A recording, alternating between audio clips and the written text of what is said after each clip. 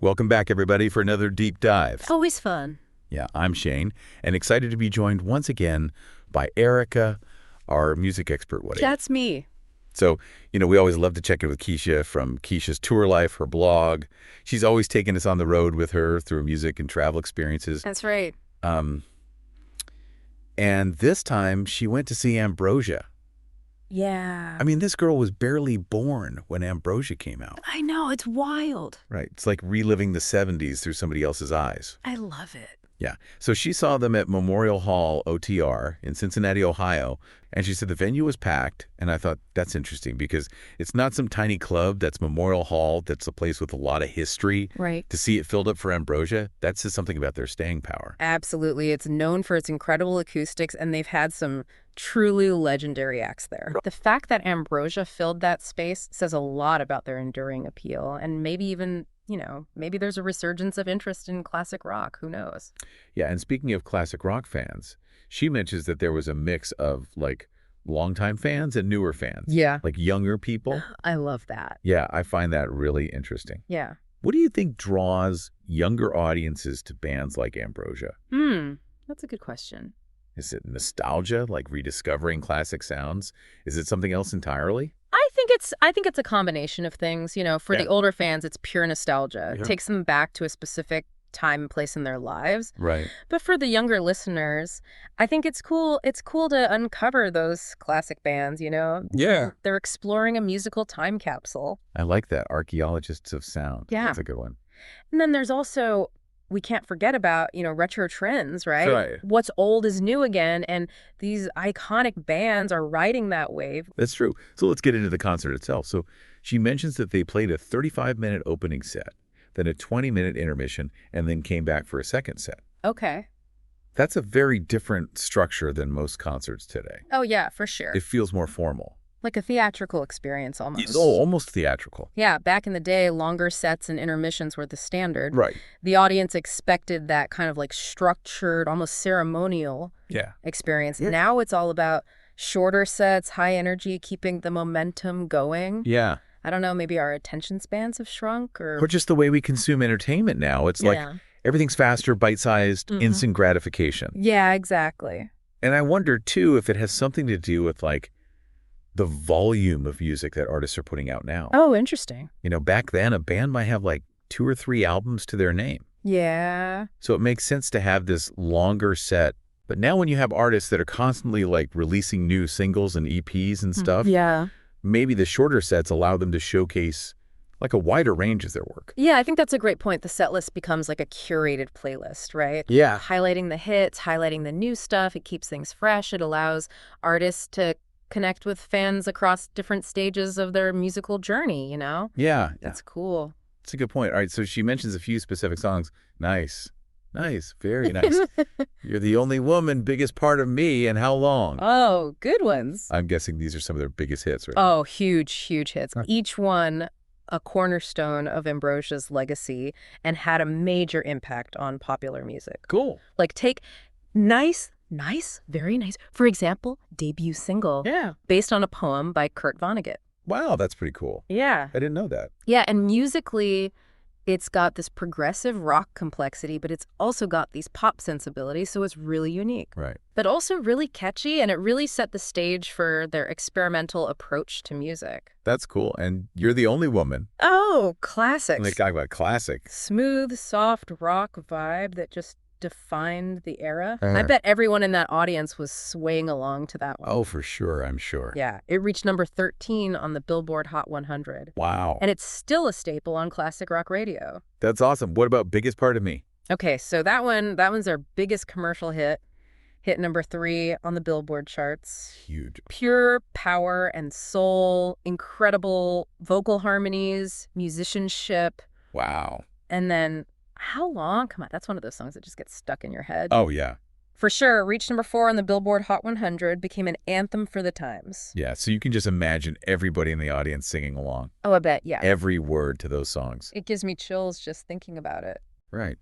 Now, one of the things that stood out to me in her review was this comment about wishing she could have recorded the concert to capture the magic and have a keepsake. Aw, that's sweet. And it got me thinking, technology has really transformed our concert experience, hasn't it? Oh, yeah, big time. Like back then, she would have had to rely on her memory, maybe a smuggled-in cassette recorder to capture the moment. Right.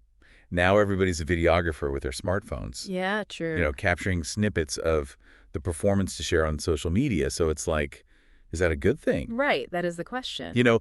We can document and share these live moments like never before, but are we truly present and immersed in the experience if we're constantly behind a screen? Yeah, it's a double-edged sword, for sure.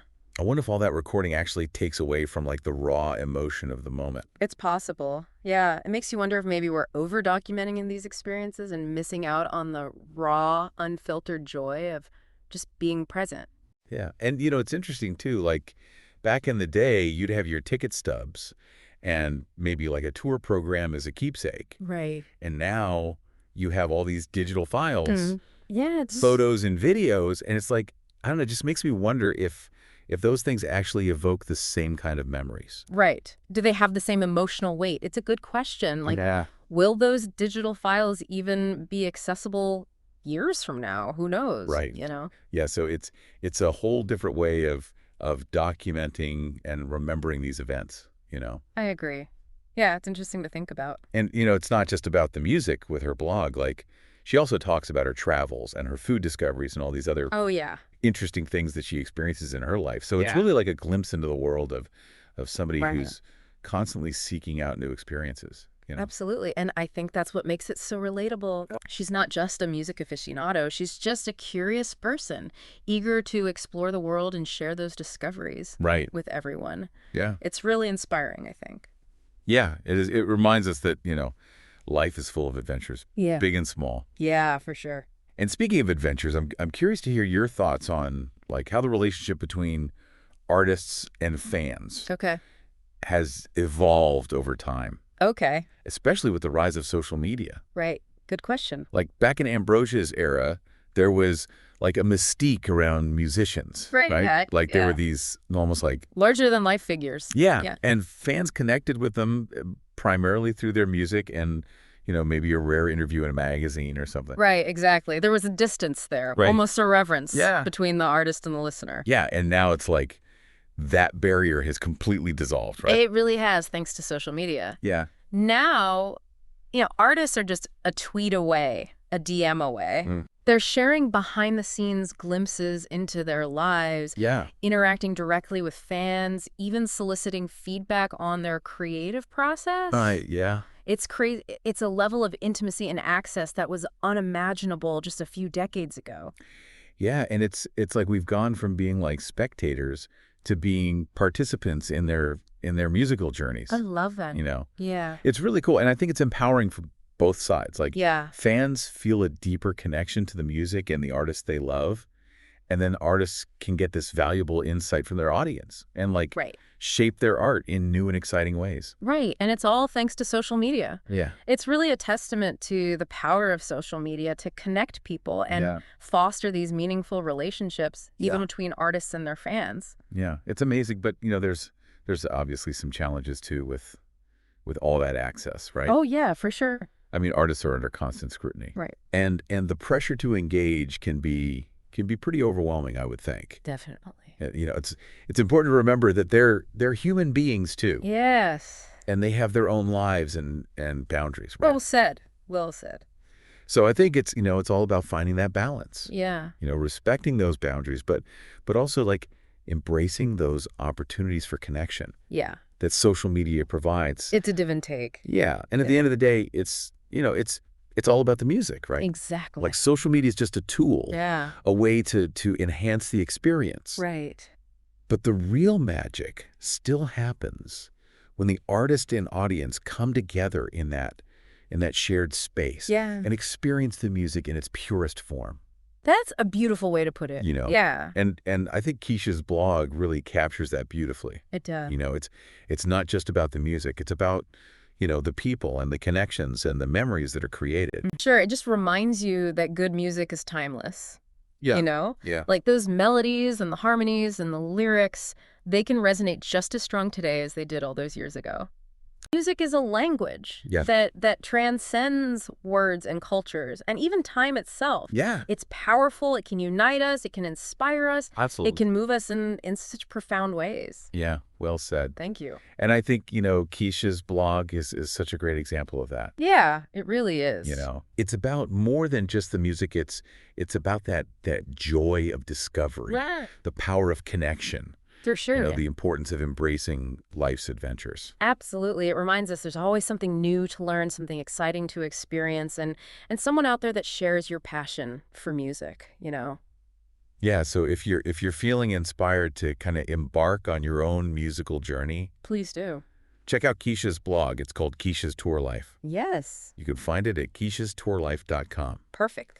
And she's also on all the socials. Yeah. Facebook, Instagram, TikTok, YouTube. Just look for Kecia's Tour Life, and you'll find her. Yeah, easy peasy. All right, well, that's going to wrap it up for this deep dive. Oh. But we'll see you next time. Thanks for listening, everybody. Yeah, thanks for joining us. We'll catch you on the next deep dive adventure.